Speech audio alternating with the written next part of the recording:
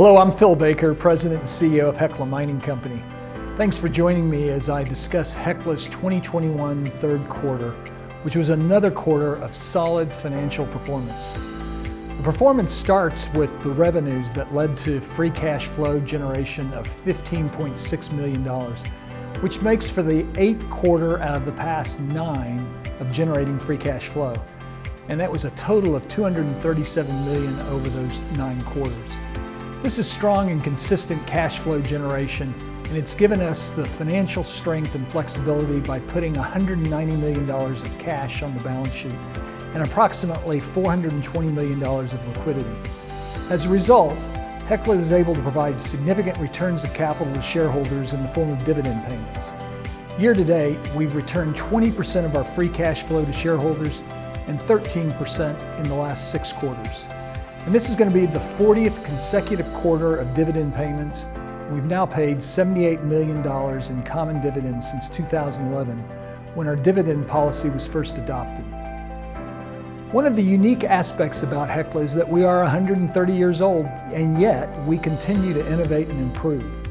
We've been working to improve the operational consistency at Casa Berardi for a number of years now, and I'm happy to see this hard work paying off with record throughput of nearly 400,000 tons for the quarter, which is over 150% more tons than the third quarter in 2013.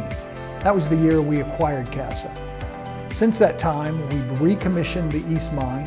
At the same time, we've expanded the operation to include numerous open pits and continually have extended the mine life. I highlight these facts not only to give credit for the good work accomplished at Casa Berardi, but also to highlight the culture of improvement and innovation that drives the long-term value of our mines. Further evidence of this culture is our new mining method at the Lucky Friday, which we're calling underhand closed bench. It's shown very positive results in controlling seismicity. Now, this new mining method was developed as a result of another example of Hecla's commitment to innovation, and that was the development of the remote vein miner, RVM. To prepare the mine to receive the RVM, we were completing de-stress blasting in order to have the mine go in without having seismicity issues. But we determined this blasting method could be optimized in a way to be a new and more efficient method of mining. In fact, this method of mining is so new that we have a patent pending. Now, the RVM has been developed and constructed, and we will deploy it to another property because this new mining method is better at controlling seismicity, which is really a very important element of the safety at the mine. And speaking of safety, I want to give credit to our operations teams for their continued commitment to health and safety of our employees. We have achieved a company-wide all-injury frequency rate of 1.63. Now, we are tweaking our production and cost guidance slightly. We have increased gold production guidance, and we're affirming silver cost guidance, and we're reducing silver production guidance slightly to reflect Greens Creek's third quarter production and increasing Casa Berardi's all-in sustaining costs. Now, let me finish off with a focus on ESG. The way Hecla has approached ESG is to make a real difference to our environment, for our employees, the communities we operate in, and for shareholders. First, the environment.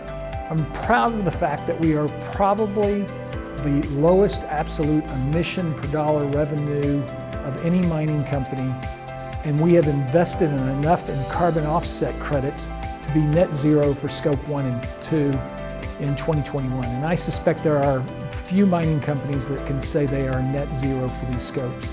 And we expect to be net zero again next year. Second, employees.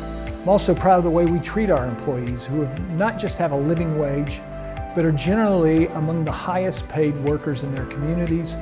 And for our U.S. employees, we have benefits such as health care that's best in class, and we have a traditional pension that gives workers a defined benefit in addition to a 401k.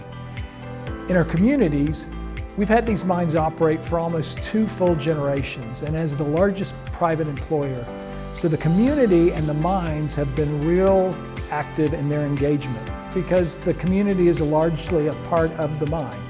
And finally, Hecla has about 80,000 shareholders. Roughly half are institutions, half individuals. And at Hecla, the board governs the business thinking about how to align management's interests to those of all the shareholders. I think we do a pretty good job of that. Thanks for watching. If you have questions about the quarter, silver, or how Hecla operates, please reach out to us on our website, heclamining.com.